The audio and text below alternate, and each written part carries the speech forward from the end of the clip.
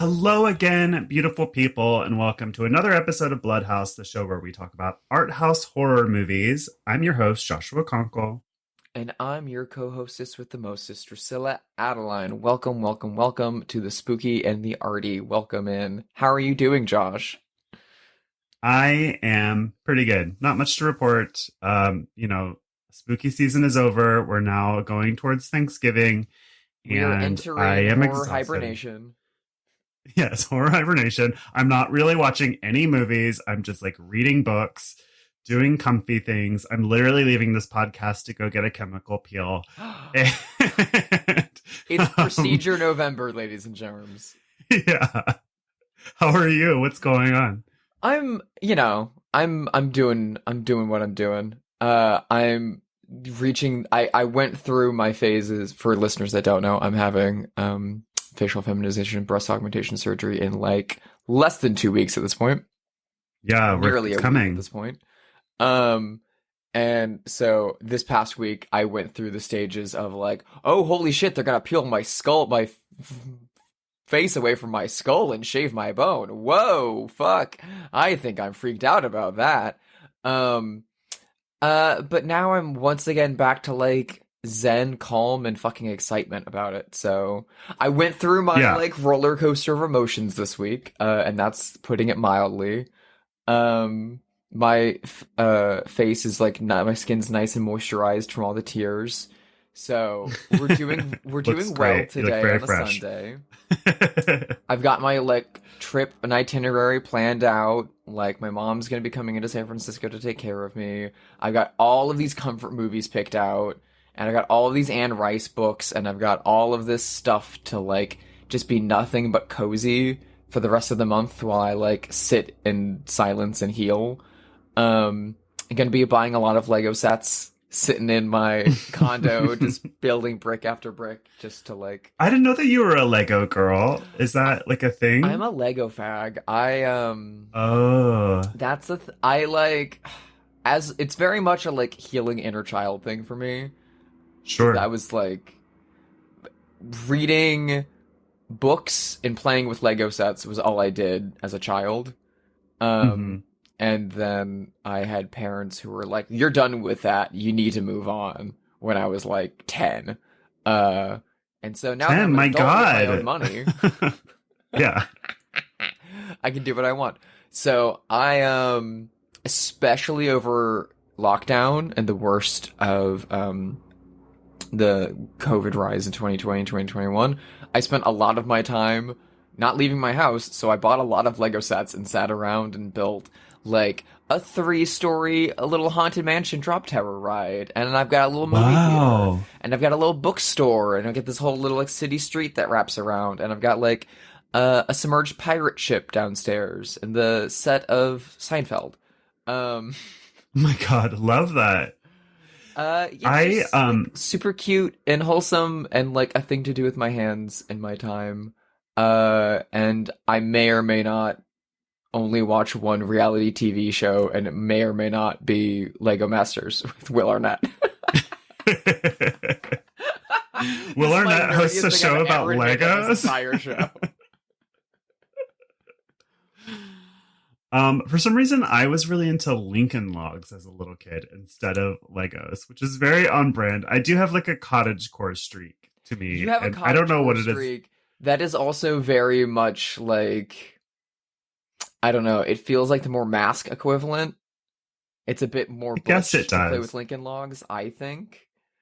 Do you think? I think Legos are prettier because Legos come in every color of the rainbow, and you can make a nice little like. That's what I didn't like. I thought that the colors were like gaudy as a child. I mean, some of them can, but I've got like, I've got this like I don't think that now. spooky haunted house one, and it's all like muted olive greens and like rustic browns and stuff like that. They make adult Legos now. Actually, they like. Sorry, I should say Lego. You can't pluralize the word Lego. That's like. I see. But like they're just so comforting, and like I don't typically, despite the fact that I live in California, smoke weed or anything like that. However, like taking an edible, sitting down and opening up a like 4,000 piece Lego kit and just doing that all day is incredibly fun. Hi, I'm neurodivergent. But yeah, it sounds it. I don't know. I was just like a very somber child. There's this story that my parents love to tell about me where I was like, I don't know, 6 or 7, and someone asked me if I was excited for Christmas. And I said, and I quote, I don't know. Let's just get through Thanksgiving first. And I'm like 7 years old. And you haven't changed one bit. I know. Have you seen anything cool? I did watch the Weird Al film. Oh, people texted me that they loved it. How did you feel? Weird, the Al Yankovic story. I thought it was sweet and funny and nice. The highlight of the movie for me, it's a parody of biopics, so it's not even remotely. It's just I didn't realize it would be that. Yeah. Well, I mean, why wouldn't it be that? He's parodying other people's songs, Of course. and now he's gonna make fun of their movies. But they do a bit where they recreate the pool scene from Boogie Nights. Except instead of him showing up to a valley house full of porn stars, it's like niche 80s cult figures.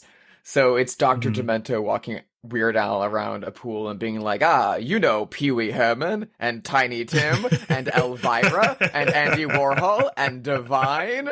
Oh my god, incredible. That's like the best part. It's super, super cute and super, super fun. How is Daniel Radcliffe? I mean, he's playing the like movie version of Weird Al, so he's not even really playing Weird Al. He's just playing like ripped actor man dressed up with mustache and Hawaiian shirt. And then all the songs are very obviously just the original Weird Al songs. So the voice sounds like immediately different as soon as he hops on stage. Got it. But I don't know, it just left me. It was fine, and it was cute, and it was fun. It felt like a TV movie, and it didn't give me the oomph and the like quotability and laughter that I wanted out of something like UHF or even like Walk Hard.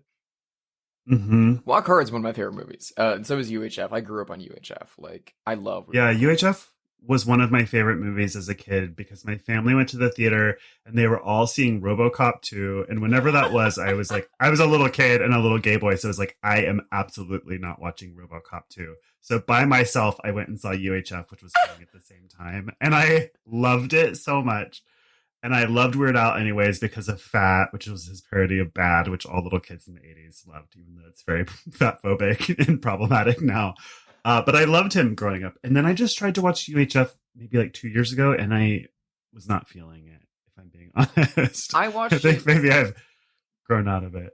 I watched it, I think, I hadn't seen it since I was a kid. I watched it, I was like, raised as like a young boy in the Midwest in the 90s and early 2000s. And so like at a certain age, I was gifted Monty Python DVDs and Weird Al Yankovic CDs. And they were like, here you go, form a personality. The pinnacle of comedy. The pinnacle of comedy. And then I watched UHF for the first time since like 8 years old. Or whatever, last year. And I was like, oh my god, this holds up so well. Fran Drescher's incredible. This is so funny. And then there's a really upsettingly kind of racist joke near the end that, like, there's so I don't think I much made it that setup far. to it that by the time the payoff comes, you're just like, oh god. Like, you're laughing at how long it took them to get to this payoff, but you're like, really? You fucking did that? You tricked me, and you actually did that joke. Oh, good god. But I don't know. I thought it was funny. Walk Hard is one of my favorite movies, though, and I think Walk Hard I've never seen that. Painfully funny, outrageously quotable, and incredible. But I also had the great pleasure and enjoyment last night of going to the American Cinematheque, where they are doing a month-long retrospective of my favorite director ever, Luis Bunuel, the Spanish surrealist mastermind. And the reason for why I have the weird sense of humor and brain that I do. And they were showing Belle de Jour last night, so I had to go with a friend of mine. I hadn't seen it since I was in high school, and it was ugh, fucking incredible. And honestly, part of the reason that I finally got out of my like surgery anxiety and came back around to like zen pleasure and excitement over it was watching Bunuel photograph Catherine Deneuve. Yeah. That movie just does something to me. It's incredible. And they Yeah, that movie's showed incredible. a 35 millimeter print of it from the 90s. Mhm. That, and this is the most niche thing I could talk about on here. They switched up the subtitles throughout the film. So if you've seen Belle de Jour or not, the movie goes in and out of Catherine Deneuve's subconscious because it's a Bunuel film. With her like sexual desires bleeding into her real life. And that's supposed to be kind of like wishy-washy back and forth throughout the film. This 90s print decided that they're going to change the font of the subtitles between dream sequences and memories versus like quote-unquote actual events. So the like quote-unquote actual events are like a pretty standard like sans serif kind of Futura font the entire time. And then as soon as it's like one of her sexual deviant fantasies or something, it switches to this like really gaudy, italicized, like chunky 70s font. And it was so fucking cool. Like narratively, I don't like that. I like don't make this movie more literal. That's stupid and lame. But also like switching up your fonts for your subtitles is bitchy and fun. And getting all of the like deviant, like calling her a slut and all this stuff in this nice, gaudy, chunky 70s font was so fucking cool. Well, we love fonts here. We're font enthusiasts. We love typography. We love a serif. True, we both do. We love a ligature.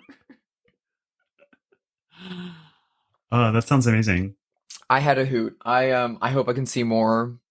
Before I have to go to San Francisco, I'm going to try and do Diary of a Chambermaid and That Obscure Object of Desire. I'm unfortunately going to miss my favorite one, Phantom of Liberty. But if you're listening to this, Phantom of Liberty screens in Los Angeles on November 22nd or 23rd at the American Cinematheque.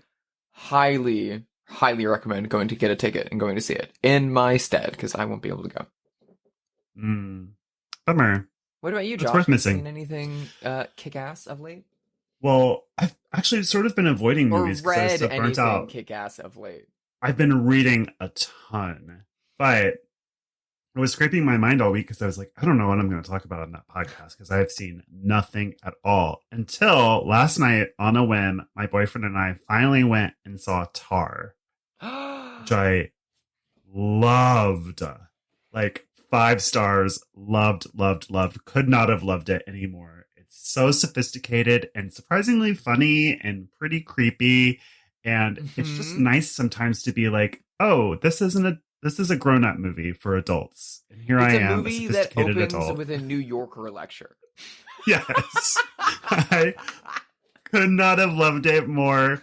I love when she's brushing her teeth and mocking an NPR host's voice on the radio. I mean, it's just so pretentious and classy and boring in a good way. And I just loved it. I couldn't have loved it more. 5 stars. Absolute 5 stars. You are selling it so poorly. I'm having a little bit of fun making fun of it, but I loved it. Because the movie is making fun of that stuff. Yeah. And which is what I loved about it. Ugh, yeah. I loved Tar so much. She is Me so too. great. I couldn't have loved it anymore. Yeah. I wish Lydia Tar was real. Totally unrelated to it, but it had the Marx Brothers song Lydia the Tattooed Lady stuck in my head after the fact, just because it was like running through my head the entire time. Because I was like, this woman is psychotic and I love her so much. Yeah, she's the best. Problematic lesbian, we love. We stand. So let's talk about the film of the day. This is a film we covered by listener request. We got a couple of requests to cover this one because of a crazy car crash scene that is in the movie, I guess. This is a very obscure movie, pretty hard to find, but a cult favorite from 1982, directed by Lindsay C. Vickers. It is The Appointment. So neither of us had seen this movie, which is rare for our show. Usually, the efforts are led by either you or I trying to get the other one to watch a movie that we love. But this is the was new to first both of us. audience write-in one. And so Yeah. I love the idea of people listening to the show. Period. But also on top of that, recommending us something that neither of us have seen. I'd heard of this in passing. But I knew nothing about it at all. I hadn't even heard of this one until someone sent me that car crash scene. Yeah. And they happened, we got tweets, and then also listener and friend of the show and my friend Jose texted me about it a few days apart, within the same week, and it was just kind of well, we're doing this. Yeah. So this movie's pretty hard to find. I don't know about you, Drew, but I had to watch this on YouTube, a rip of an old VHS. I also watched this on YouTube. There is a Blu-ray, but it is basically VHS quality. Oh, is it? I read that it was a restoration. So there was a Blu-ray release of this by the British Film Institute recently. And it was created out of the only known elements left over from the film itself, which were considered lost. Someone found it deep in a vault after 40 years. So this movie has a really interesting past. As near as I can tell, so the British Film Institute was in really dire shape in 1981 when this was made. There was less than 100 movies made in the UK that year, I read, which is sort of insane to think about. And this movie was actually conceived and written to be a TV film, and it was going to be the first of 13 short horror films made for BBC, which did not happen, obviously. So this is the only one that was made. So part of why it's so obscure is it was never in theaters, never anything like that. It was only on VHS, never made the jump to DVD or Blu-ray until BFI restored it. And so it developed a cult audience over those years, but it took a really, really, really long time.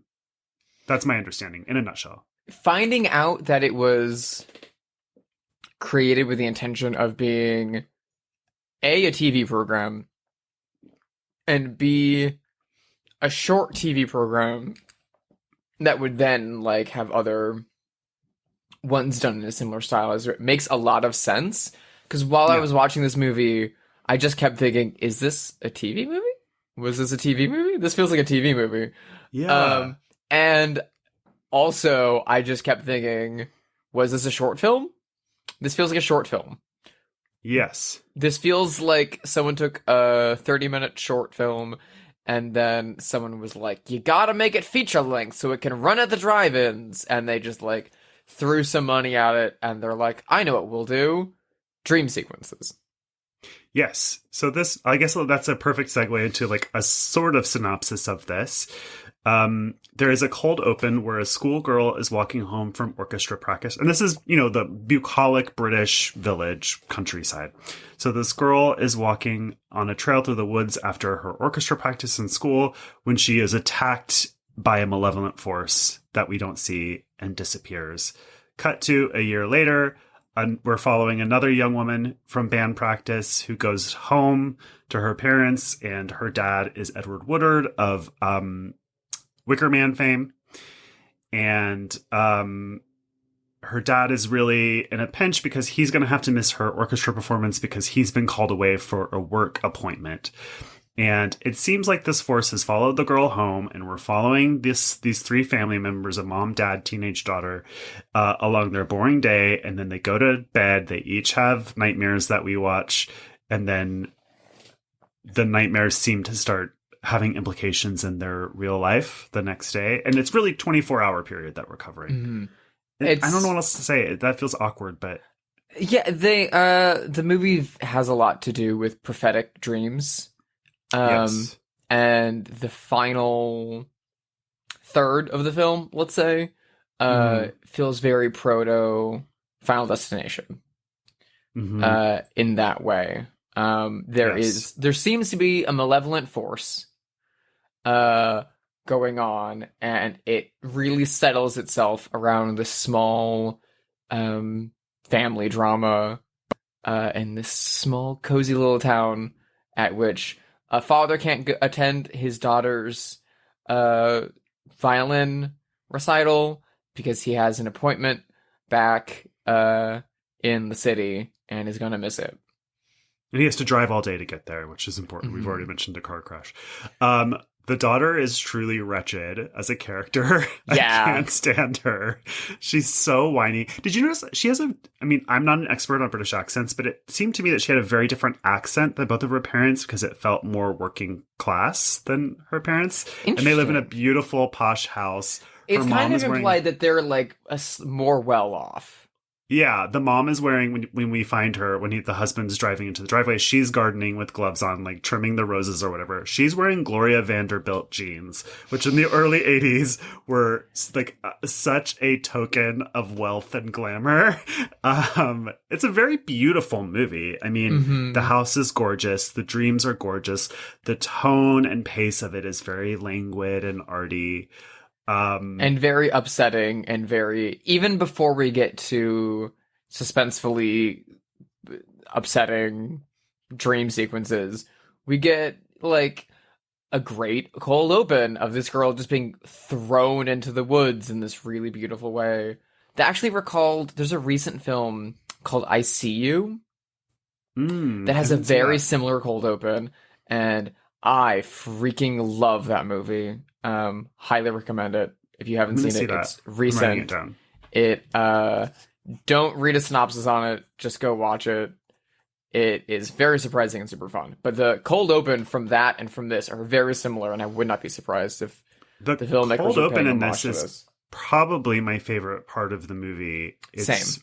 Really scary, truly scary. There's a narrator that's like, it's like a lot like the narration at the top of Suspiria 77, because it's like, on such and such date, little blah blah blah was walking home from school and so it's like it almost feels like a criminologist narrating the scene. Yeah, the opening narration, even when they jump 5 years in the future or however long the jump is, really makes it you feel like you're getting a different movie. It kind of sets you up for like a serial killer kind of narrative, or like the entity, like a ghost that's murdering, or something like that. Sets up with a lot of like hard dates and facts about like, this girl went missing here in this area. This area was frequented by students for this reason. They still don't know what happened to her. She's never been found. It has deeply affected the town. They have since put up a big wall around that that big like chain link fence, so no one can get in there. Well, not even a chain link fence. In proper like Victorian or British Gothic style, it's a giant wrought iron fence that they've surrounded the forest with. Yeah. So they fenced it off so nothing can happen again until now. And you're like, oh, okay. And then you get family drama and nightmares. Yeah. It's interesting that you say that about the cold open, though, because I read that some people theorize that the cold open of this was made separately, perhaps as a kind of sizzle reel to sell the larger movie, because it does in some ways feel disconnected. It very much feels disconnected, and it almost never gets brought up ever again. Yeah. So we flash forward a year into the future after this girl disappears. Our new teenage girl's also walking home from orchestra, and she stops at the fence, which used to be the trailhead of where the other girl disappeared, and starts talking to someone or something that we can't see. And she almost talks to it like a child or a pet. And so you just don't know what it is. And you go home and you kind of understand that whatever it is, she's made friends with in some way, and it's following her. And yeah, like we said, she's being a real baby because her dad can't come to her performance tomorrow, and everyone's fighting. But then she's not just being a brat about her dad not being able to come to her performance, which she is. It's, relatable. But also, it starts to get incesty. It feels very really incesty. Very quickly. Edward Woodward comes home, informs his wife that he's not going to make his daughter's violin recital, and his wife is immediately like, that's going to be a problem. She's going to throw a fit. It's going to be a bad time. You know what she thinks of you. Yeah. And he's like, no, it'll be fine. It'll be fine. And after he tells her, she throws a fit and goes up to her room, And when she finally comes back down later, as they're like sitting around watching TV, she like throws herself into his lap and is like laying on the floor beneath him with like her head and her hands like on his legs, and she's like buttering him up and like playing. It's really fucking gross. And it feels like Lolita or something. I mean, the character is like 16, 17, but she's playing it like 13. Like she's playing it very little girl, coquettishly, but like in a sexed up, sexy baby way. It's kind of icky.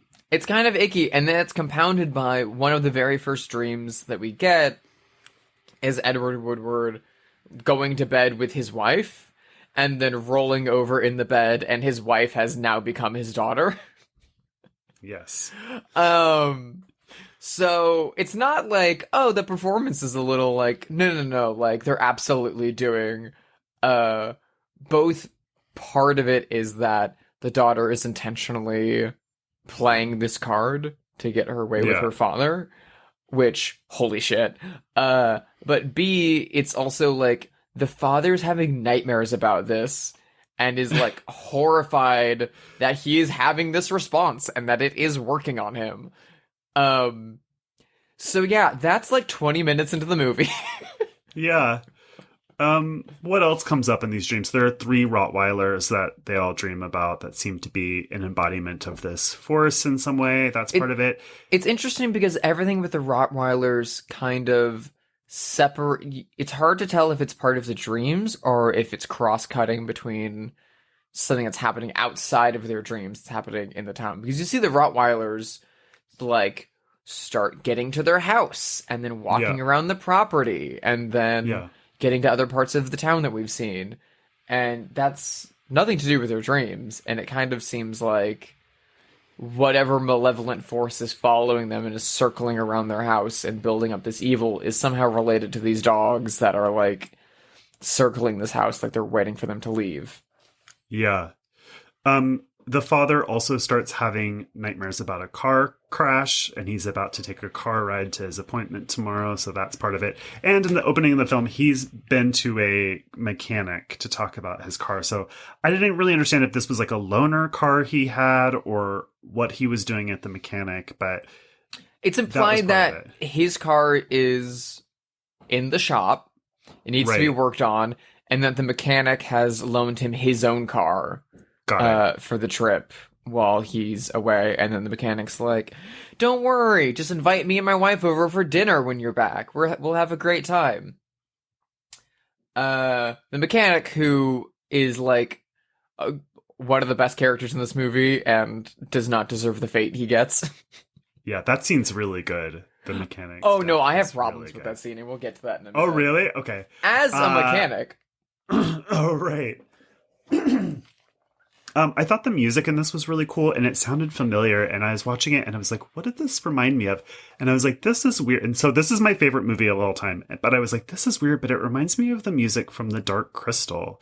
And so I looked it up, and the composer is Trevor Jones, who also did The Dark Crystal this same year. It's like a very specific movement of the Dark Crystal score, but it's almost exactly the same. I don't know which came first, but he like very much recycled himself between these two movies.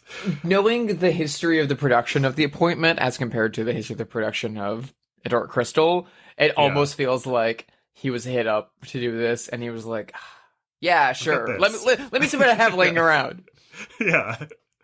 But that's so fun. I never picked up on that. I grew up with a Muppet phobia, so I did not watch The Dark Crystal was my first favorite film, and I was like a toddler. I've still never seen it. I think it's one of the most beautiful, special, strange movies of all time. And then the Netflix series was so incredible too. Really? Incredible. Absolutely incredible. Oh, I'm so glad. But this is not a show about the Dark Crystal. Not yet. Although I wish it were. I've been dying to talk about the Dark Crystal in somebody's podcast. So if you're listening and you want to talk to me about the Dark Crystal on your podcast, I'm happy to show up. I'm an expert. Henson Cast. Hit him up. Yeah. Anyway, it was by Trevor Jones, who did The Dark Crystal and Labyrinth and a bunch of other cool stuff. The movie was made very cheaply, to your point, £650,000. It was funded in large part from like pensioners funds, like people's like a retirement fund of some sort, which is weird. Very unglamorous background. It's a very unglamorous film. I don't think that's true. It's so beautiful. The house is beautiful. There's lots to look at. The music is good. I didn't find it visually fast. The house is nice, but we see very little of it because it's mostly photographed in like muddy late night shadows of people walking around at night trying to get a glass of water in between dreams. But don't you think some of that's the transfer? Like if there was like a 4K restoration of this, don't you think that you would see like their beautiful wallpapers better and stuff like that? Or just no? I don't know. I visually this again, when I was watching this, I was just like, this feels like a TV movie. Especially like an 80s TV movie in the way that it was like very perfunctory, the way it was shot. The way it's edited, less so, but the way it's edited is very arty-farty. Yes, it is. And I like it. This is like a 3-star movie to me rather than the 4 or 5. I did enjoy it. The pace is very languid, which I sometimes love and sometimes don't. Mm-hmm. But when you're dealing with dreams, sometimes for me, it's a little bit hard to attach myself to it. You know, even in things that I love, like if The Sopranos or Buffy does an episode that's a dream, it's sort of like not my favorite, you know? I love dreams. I love dreams. I love my own dreams. I love dream sequences in films. I'm like a massive fan of Bunuel, who like all of his films are built on A, dream logic, and B, have inevitably a great dream sequence or 5 in them. And so when I went into this movie and I kind of realized where we were going with that, I was like, oh, awesome. Like, cult UK horror thriller that is predominantly focused on scary premonition dream sequences. And that's going to tell us more about our characters and set up, like, all of these fears and suspense and terrors. And, like, as someone who has had a lot of deja vu and a lot of precognitive dreams in my own life, which is the most ooh-woo I've ever gotten, ever. I was very into that. Mm-hmm. However, I found this movie wasted all of that potential for me. I didn't care for this movie. I didn't enjoy it. Yeah. I liked the qualities of this movie without liking the actual movie. I didn't. Yeah. You know, it was hard to care about the characters or the story because there wasn't much of one. It was kind of I almost never say this. It is sort of style over substance in this case a little bit. I don't know. I'm having difficulty finding the words to. I don't think it's style at all. I think it's lack of style and lack of substance. My whole problem is that, like, I don't mind a languid pace if it gets us somewhere. I love it, in fact. Yeah, but the payoff to this movie doesn't really do it for me. And so part of the reason that people have been mentioning this movie is because of the car crash sequence, which is like part of the precognitive dreams and then is a bigger set piece at the end of the film. And I feel like part of the reason that has been like kind of clipped out of the movie and used as a talking point on the internet and stuff like that is as being a bit of camp value. Yes, which I didn't think it was campy, actually. I didn't find it campy at all. I thought it was just like, I thought some of the effects of getting the like tires to blow at the right time and stuff like that were pretty cool. But like, it just wasn't bad enough to be campy, and it just wasn't suspenseful enough to be thrilling. And I just found myself bored through the car crash, and that's a problem. Yeah, I liked that whole sequence. I did think other than the cold open, it was the best part of the movie. Mm-hmm. And it wasn't, to your point, for me, a big enough payoff for everything that came before it. But I did like it. And I like the idea of this movie. It reminded me of some ways of Don't Look Now, which is a movie about Donald Sutherland's character not understanding that he is psychic and what he is seeing is his own future murder. Not to spoil that movie. I love Don't Look Now, and I feel like this movie. Yeah, it's great, as we have discussed before on a previous episode. And this movie is taking a lot from that playbook, but what Don't Look Now does that this doesn't is that it subverts and alters the dreams that you have seen, and the ending gives you something else that you didn't realize you were looking at the entire time. Meanwhile, when you get to the ending of this movie, you're like, yeah. Uh-huh. Yes. You've been saying this one thing for the past hour. And then we get to the end, and it was like, yep, it's the thing I've been saying for the past hour. And you're like, yeah. Yeah. The, like, closest thing to, like, a surprise or a twist or a reveal or, like, a recontextualization at the end of this movie is, spoiler alert, like, there are 3 dogs on the other side of the wrought iron fence, and that's who the daughter talks to, and yeah, the daughter's evil, and it's like, yeah. Yeah, so that is that is the end, is that, you know, the daughter goes to talk at the fence again, but this time we see who she's talking to, and it's those 3 Rottweilers. That, I think, is interesting. It gives the quality, almost the movie, a sort of like folk horror quality a little bit, because it does seem to be like some sort of preternatural force that lives within this forest. So that almost speaks to like British fairy tales or like, you know, the Fae and stuff like. So that is all. I love that interesting stuff, and though. cool. I wish we'd gotten more of that Me exploration too. other than a girl went missing, we put up a fence, there's some dogs, the daughter talks to the dogs. Like, there's great ideas in that, but there's so few and far between, and there's not developed. And it's like... Agree. Totally agree. But yeah, I was like, oh, she killed that other girl because of band. Somehow she was jealous of her or something. Now she's killing her father because he can't come to her recital. It's implied that she only attends this fancy school and plays the violin for her father's approval. And she also has a line alluding to like the things that she's done to like get this far, and she's not liked in school. She's very isolated. So there's the implication. She's fucking annoying. Like, who would she's like fucking this awful. girl? She's a brat. Like, she sucks. So I don't know. It's just It's so bizarre because I look at Letterboxd and it's just like flooded with 5-star reviews calling this movie like purely cinematic and like incredible, and people are relating to it very closely with their own dreams.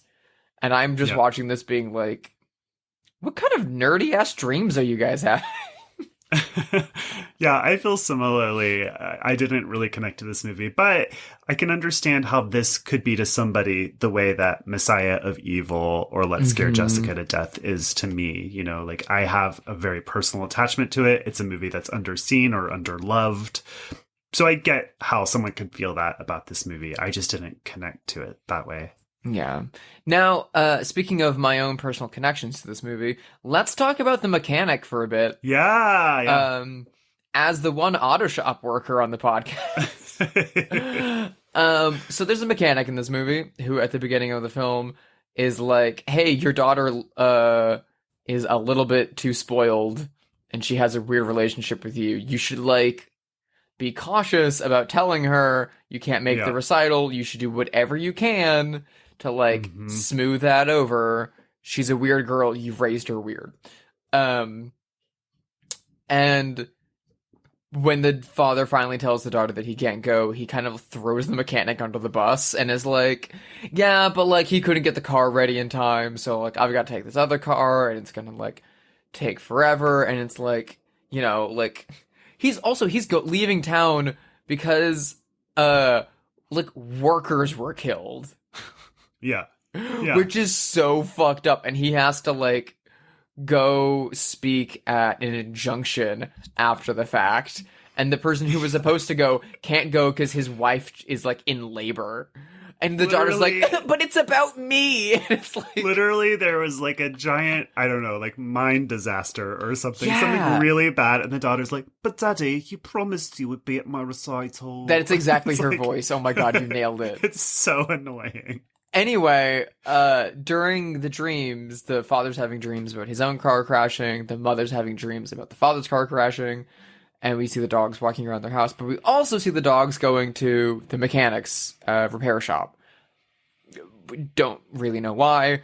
And then, because we don't see the mechanic having dreams, the mechanic goes to work in the morning, puts the father's car up on the lift, starts working underneath it. It looks like he's more or less just changing the oil, which you wouldn't have to have it lifted that high, and whatever. He has a long tool brought underneath the chassis as he's working on it, and then the supernatural forces cause the key, which is in the ignition of the car as it's on the rack, to turn over, and the rod that the tool that the mechanic is holding gets shot straight up through the hood of the car, presumably killing the mechanic instantly. So here's my fucking note. No mechanic in his right mind would ever leave his keys in the ignition when the car is on the rack. Are you fucking kidding me? Yeah, that seems obvious to me who's never given 2 seconds of thought to car mechanics whatsoever. And granted, when you, like, start working at an auto shop, there's not a long lecture about supernatural forces turning keys over while you're working on them. It's just kind of like, you drive the car into the shop, you take the key out of the ignition, you put it back into the little clear folder with a work order on it, and then you, like, lay it outside of the car. You never leave the keys inside of the car, or else they get locked in there. Yeah. You don't want to lock the keys inside of a client's car and have to, like, then pay for a locksmith to come down and break their car open. But also, you don't want, for some reason, the car to get started while you're working underneath of it. So, you know what? Poor mechanics. Like, these British mechanics are gas insane. Station workers are just never long for this world when you see them in a horror movie. It's I not don't know fair. why those professions make them. They like, did this chattel, man dirty. But yeah. I mean, it was like, as soon as I saw him, I was like, okay, let's think of other, like, Messiah of Evil gas station person, Hills Have Eyes gas station person, Cabin in the Woods gas station. I mean, every Evil Dead probably has one. I don't remember, but it's like every Friday movie the 13th has, has one. Friday the 13th has more than one, I think. Yeah, it's such a thing of, like, people, either mechanics or gas station people getting killed early on in the film. They either get killed or they are the killer, a la Texas Chainsaw Massacre. Texas Chainsaw, sure. Yeah. And you know what? They deserve better. Oh, the one I watched recently that had the exact same thing was The Velvet Vampire. Oh, yes, it does. You're right. Mm-hmm. The Velvet Vampire, it's fine. I don't think that's worth us doing. Okay, never mind. That's another one that's also like 3 stars, liked it. Kind of like The Appointment, where, like, there's a lot of good stuff going on there. It doesn't this is a curiosity, I think. Like, this is for completionists of something. I don't even know what they were trying to complete, but, like, it's sort of a deep dive. There's been a lot of discussion in the past year about folk horror. Thanks in large part to Kayla Janice's documentary, and the, like, subsequent box set and restoration of a lot of those films. And The Appointment really does kind of sit in conversation with a lot of those movies and fit in that mold. Yeah, but does it? I mean, I don't know how much I was bringing to the movie rather than the movie actually contained. Like, I don't know if I gifted that to the movie or if it's actually there in the text.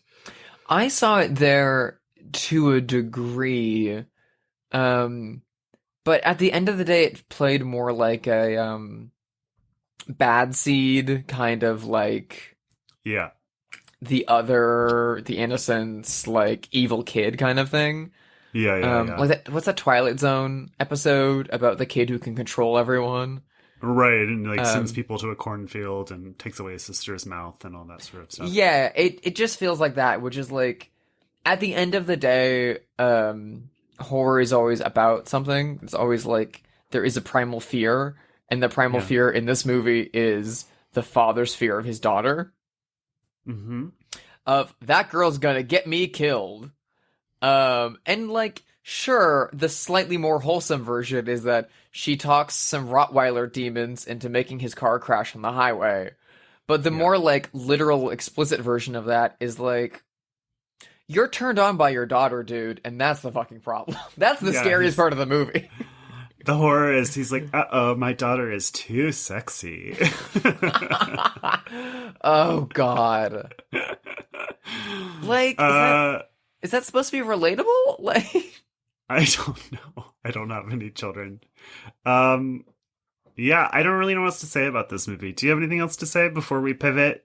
it's a very interesting film, and, like, you know, I love Edward Woodward so much. Yeah. I mean, obviously, Love from The Wicker Man. but also around this time, in the, I think, a few years after this, on British television, he would star in The Equalizer, Yes. which was a huge hit series, in which he drove my car. And I mean, he's also in Hot Fuzz and Breaking Morant, and he's just like an incredibly talented actor, and I just love seeing him in things. And even when he's just showing up there to like ogle his teenage daughter and be conflicted about it, like, I guess that's something. Yeah, great actor. I just this movie really, I had such kind of excited expectations of seeing this like lost curiosity that is spoken of both with like a campy cult reverence and a really devoted cinematically infused art house following, and I got neither. I kind of just got sleepy, and that's very disappointing. And you know what, people who love this movie and connect with it, Let please us know. please Tell us why tweet we're at wrong. us, yell at us, write a very long review on iTunes about how we're stupid, because it's gonna help our ratings anyway. Like, I wanna know. I don't know. I'm also just not a fan of the like evil black dog trope. I know that's like a like mythological, like Yeah. very, very old trope, and that, like, you know, people have seen black dogs in their dreams as a signifier of death. I've never cared for it. I love dogs so much. I have such a hard time viewing dogs as like evil and vicious and like Yeah. omens of anything, because I'm just like, that's just a sweet puppy, leave him the fuck alone. And I guess by saying this, I have aligned myself with the daughter. I mean, was there any question that you would align yourself with the evil teenage slut? I love dogs, I play music, I hate my father, and I'm an evil teenage slut at heart. So, you know what? Fine. I'll take it. I liked this movie a little bit more than you, I think, but I even if I didn't like it, I think there's always something interesting about learning about how a movie was made and then lost and then found again. And so that journey for movies is always interesting for me, and that was really interesting in this scenario too. Yeah, I think I found the history of the movie more interesting than the movie. Agreed. Yeah, totally. So, shall we play our favorite game, Have They Seen It, where we speculate wildly about whether notable figures have seen this movie? Spoiler alert, most probably have not. Yeah, almost nobody has. But I've got somebody who may have seen this movie, and very equal. 50% may have, 50% may not have. Do you think Edward Woodward, star of this movie, has seen this movie? I'm gonna say yes. I know a premiere was held for it, and that was like the last time a film print existed for it. So I feel like he went to that, or he may have like caught it on TV with his wife and was like, "Hey, look, there's that thing I'm in." Saw 5 minutes of it and was like, "That's enough." But I feel like he was proud of it. He gave a very good performance. Yeah, he's really good at it. He has no reason to not be proud. Yeah. I feel like he's seen it. I have no reason to believe he has not. Who do you got for me? So, if anyone has seen this movie, I feel like someone British who would have been kind of coming of age and watching a lot of horror movies at this time, and someone who enjoys planting premonitions and like hints of doom and death in their films, and someone who's directed Edward Woodward and is a big fan of his work. So, do you think Edgar Wright has seen The Appointment? I knew you were going to say Edgar Wright. 100% he has seen this. I think he saw this on television as a little kid, seated on a shag carpet before a giant wooden television, eating whatever the British version of Cheez-Its is. I think he saw this movie. Twiglets. They're called Twiglets. Twiglets. Eating Twiglets. Yeah, I think he saw this movie. I think he saw this movie the exact same way that I saw Let's Scare Jessica to Death at age 7, which is like on a Sunday afternoon in front of a giant television in the 80s eating Twiglets. Honestly, The Appointment, that feels like the best way to watch this movie. Yes. Is to watch it very young, to Yeah. not know what you're getting into, and just like catch it on TV, and then not hear about it for 30 fucking years, and then just be like, what was that thing with the dogs? And the seatbelt. Oh my god. I feel like that's because this movie kind of feels PG in a way. I feel like Yeah, it's made as for like TV. a growing up gateway horror film, that's the best way for this film. Do you know, I think we've accidentally stumbled upon why so many 5-star reviews. Like, I think that must be it. Don't you think? It must have been like, because I remember feeling this way about Let's Scare Jessica, like watching it and being like, this is kind of boring and I don't really understand what's going on, but I'm interested anyway. And then thinking about it for literally the rest of my life. Yeah. Until 20 years later, I'm like, oh, that's the thing. That's the thing that I saw that's been sticking in my head all these years. I bet that's the secret sauce for this. I am so unfathomably jealous of people who have that relationship to good movies like that. Like Let's Scare Jessica to Death and The Appointment. Because the one that I have that relationship with, that I watched super young, that scared me, and that I kept thinking about for years, and like could not find any proof that it existed until I was like well past college, and then rewatched it and was like, oh, it's really bad. Stephen King's Cat's Eye. Oh my god, I loved Cat's Eye when I was little because of the little troll. The little troll's what scared me so much. I loved that when I was saw little. that as a kid, and I was like on late night TV. We were waiting for my dad to get back from a scuba diving trip. And there was just like either that or Men in Black. We kept switching back and forth between the two of them. And it was like, oh, let's watch this little Drew Barrymore thing with a cat. And then this fucking troll comes out of the wall every night and starts like trying to like kill Drew Barrymore, but the cat comes and saves him. And I was just so fucking terrified. And I slept alone as a kid, and we had like dogs in the house that took care of us. And so I was always like, that little fucking thing's gonna come out of the wall and try to kill me, and at worst he's gonna kill my dog. Oh my fucking god. And then I would tell people about this thing that I saw, and they're like, a troll fighting a cat. He's got a little jester hat. This is stupid. That's not real. You made that up. And so for like 15, 20 years, I was like, that's not real. That wasn't a real movie.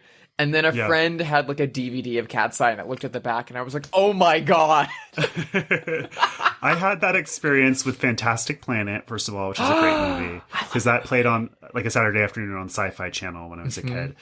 And then there's this movie that a lot of old millennials will know about, because in the early 2000s, in the blog era, this came up as something people were like, was this a fever dream or did this really happen? There's a French-Canadian children's film from the 80s called The Peanut Butter Solution. Yes, I've heard of it. Celine Dion did the theme song for, weirdly, as her first English language hit. And it's literally about a boy who sees ghosts and gets so scared that all of his hair falls out. So he goes to a witch who gives him a formula for hair growth that's made out of peanut butter and dead flies. And then there's like a man who his hair won't stop growing because of it. And then there's a man who kidnaps kids like him to make magic paintbrushes. And it's just like the most insane movie that you've ever seen. And that was in my head for like a fever dream. And then when I was in my 20s in the 2000s and blogs were at their peak, everyone my age was like, we were all having the same experience basically. Like, did this movie really exist or did we make it up? I've got somebody else. This is another British person who made TV movies, but TV movies that are exquisite and excellent and some of the best movies ever made. I'm thinking of the Up series. the movies that... Oh, yeah. The first one came out in 1964 and followed, you know, a bunch of 7-year-olds from different classes. And then it's still going. Every 7 years, he has checked up with these people who are now almost 60 years old. And it's really beautiful and exquisite and sad. And so I was wondering if the documentarian and director Michael Apted, creator of the Up series, has seen this. I'm going to say no. I can't see him giving this a shot because it really feels like he would have had to have catched it or caught it like the one night that it, or like, you know, whatever random few nights that it was on and just been like, yes, okay, perfect. I don't know. I can't see that happening. I'm also just now realizing, because I've always known Michael Apted as the director of Coal Miner's Daughter and one of the James Bond movies from the 90s and the Halle Berry movie Enough. I've never seen that, but I really love Coal Miner's Daughter a lot. My mother watched Enough all the time when I was a child because it was on TV all the time. It is about Halle Berry getting out of an abusive relationship and then becoming a boxer so that she could fight the guy off if he ever comes back into her life. And this was around the time my parents were divorcing, and I just remember being like, my mom would watch this like every night, and I watched it with her like every night. And I just remember being like, you're like, Mom snapped. Woof. Anyway, yeah, I can't see him watching The Appointment. I feel like he would enjoy it if he caught it. I think he would too. But I feel like there was probably like a span of like a few weeks, a few months in which it played on Channel 4. This was probably pre-Channel 4. Whatever station in the UK at the time. I can't imagine. Can I say something about Coal Miner's Daughter since we'll never get to talk about it on the podcast? Yeah. Yes, this is your shot. Shoot your shot. I cry for the first 30 minutes of that movie every time I watch it because I'm from Eastern Kentucky, from the Holler, which is where Loretta Lynn is from. And Michael Apted, in the first act of that movie, has filmed that part of the country with so much beauty and sadness, of course, because it's a sad place. But it's the only time I've ever seen it captured in a movie or television show before. And it's such a special, weird place. And it's gorgeous. Really quickly, while we're also on the topic of Eastern Kentucky, fans of The Appointment. We're really taking our tangents on this one. That's all right. This is a bit more related to the theme of tonight's episode, but there's a great documentary supernatural series on Amazon Prime called Hellier, which is about ghost hunters, basically, and this ghost hunter's wife, who is a medium and a spiritualist, who get contacted by someone in Hellier, Kentucky, in Eastern Kentucky, in like mine country, who's like, there's like goblins attacking my kids, and they're like, yeah, sure, whatever, but why would you email these ghost hunters about this? And then by the time they're finally like, this guy's coming with evidence, and there's like actually like stuff going on, they finally get interested enough to go down, they just like can't get a hold of him, no more contact, and then they get a mysterious email from someone else claiming to know them that's like, that's over, you missed your window, something else is happening, and they start this huge investigation into it. And it goes to, like, Mothman, and, like, it's incredible. You would love it. I'm writing that down. That sounds so good. It has a lot to do with the Mammoth Cave system as well. Which is crazy. Which is fucking crazy, and I grew up in a lot, because my great aunt and uncle's property used to be part of the Underground Railroad and connects into the Mammoth Cave system, and much of Hellier is about, like, shit comes out of the caves at night. Yeah. It's also the same, like, sort of root of The Descent, that movie, The Descent, which is like one of my favorite horrors of the 2000s. Anyway, what a tangent. Do you have anyone else? Yes, I have one more person. Okay. Because I've been thinking about them lately, and I've been thinking about the UK being more than just England, for better or worse. For better. And someone out there who just made a lovely film that I loved quite a lot. I can finally mention how much I loved it. Called The Banshees of Inisherin. Martin McDonagh the director and writer of that film and great playwright who was also directing movies like In Bruges and Seven Psychopaths and nothing else of note. Do you think Not a Three Billboards fan? That racist film? Do you think that the Banshees of Inisherin auteur Martin McDonagh has seen The Appointment? Mm-hmm. I sure do. I don't know why, but that's my gut instinct. My psychic vibe, my power of precog says yes. I feel like he would like it a lot. Yeah, I do too. I think he would. Because I want to see Martin McDonagh adapt The Appointment into a play. Ooh, I think that would be incredible. Because it's at the end of the day, it's 3 characters in a house. I think it would be better as a play than as a film. Weirdly enough. Yeah, totally. I think it would too. With him writing, it'd be great. Yeah, he would move it to Ireland, but that's fine. Yeah, that's fine. Car accidents happen in Ireland. Spooky dogs are in Ireland. Come on. Yeah, exactly. Girls go missing in Ireland. I think that's it for this episode of Bloodhouse. If you liked it, please rate it on Apple and Spotify and wherever you listen to podcasts. You can email us at bloodhousepod@gmail.com or follow us on Twitter and Instagram at bloodhousepod. Drusilla, where do people find you these days? I am going to be updating people on my surgery journeys. So you can follow me over on Instagram at Hyde Sister. I might even be tweeting about it for the last few days that Twitter exists, apparently. What a weird time. Same over there, at HYDESISTER. And my art is over at sisterhydedesign.com to tide you over while I'm away and not making art for a little while. What about you, Josh?